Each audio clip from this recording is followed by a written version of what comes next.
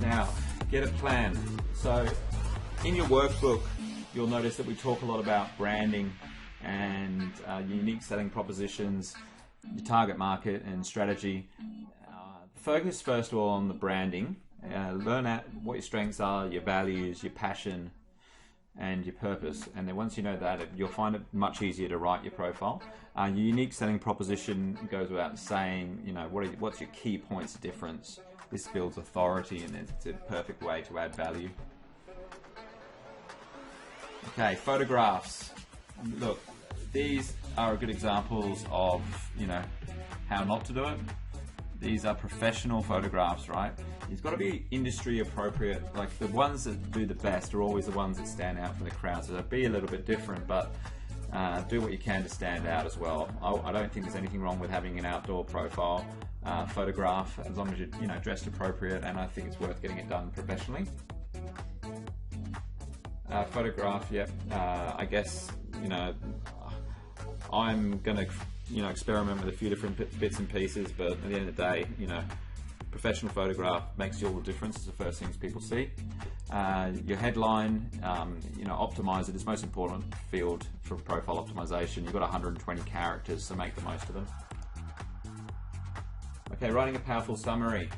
You should have this document in your resources section, and if you follow the questions that this document asks, it was the perfect way to write a summary. In fact, this is the brief that we send our clients when we're doing profile optimization, and we base the content and the copywriting on this.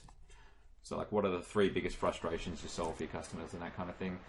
Here's some really quick tips on how to write your summary. Always write in first person. A lot of people write in third person, and it's funny because the reason they do it is to not seem too, you know, cocky. I guess I think it, you know, quite often has the opposite effect, and a lot of people are not going to contact you if they think that you're not the one behind your profile, so bear that in mind. Use relevant keywords. Bullet points is a great way to do this. Speak directly to your target market, get inside their head, talk about the benefits, be personable, show you a bit of empathy, and make it easy to read. And spelling and grammar, big one. It's one that we all slip up on from time to time, but it is so important. Okay, see, this is an example of my profile. Add links and media at the bottom of your summary, and you can put in some keywords there as your specialties. Always finish with call to action, with a website link or an email address or whatever it is. In your experience section, there's nothing that says that you can't have multiple experience sections for, you know, one role. If you fulfill 2 roles at one job, then by all means have 2 separate sections. I mean, it's more content. Add publications, tag the people that are involved in the publications. This is some of the things that really make all of the difference between yourself and your competitors. If you're looking at one profile with this stuff and one without, generally that'll give you the competitive edge. Education is actually one of the key components that LinkedIn look at, and if you haven't, you know, been to university, but by all means put your school in, or, you know, even relevant tape courses that you may have done, or some people even put the School of Hard Knocks, which is cool. I mean, you know, that's something that they believe in. And let your network speak for you. Endorsements and recommendations, the best ways to sell. That's why websites are becoming less and less popular, because on websites we control everything that's on there. So when we come through to a social media website, it's actually your customers and your network that's doing the selling for you. Recommendations, getting recommendations is always going to be key.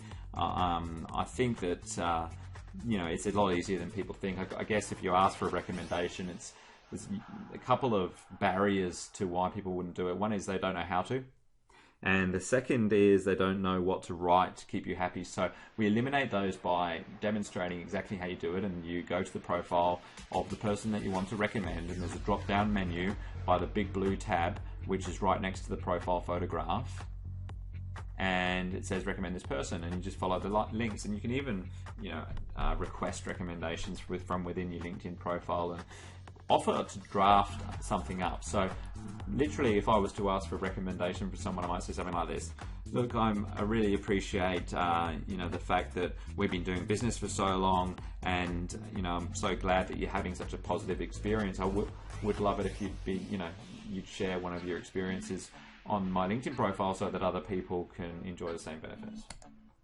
Okay, build your credibility. The primary benefit of us being on LinkedIn is to show thought leadership and provide value to people in this space. This was a quote by the head of growth marketing at HEO, and I think that we all tend to strive to be industry leaders in some shape or form, and I think this is a very healthy competitive edge that you can have. Set up your skills and expertise correctly, so you want to order them in the way that you want to get endorsed for them, move them up to the top of your LinkedIn profile and so on.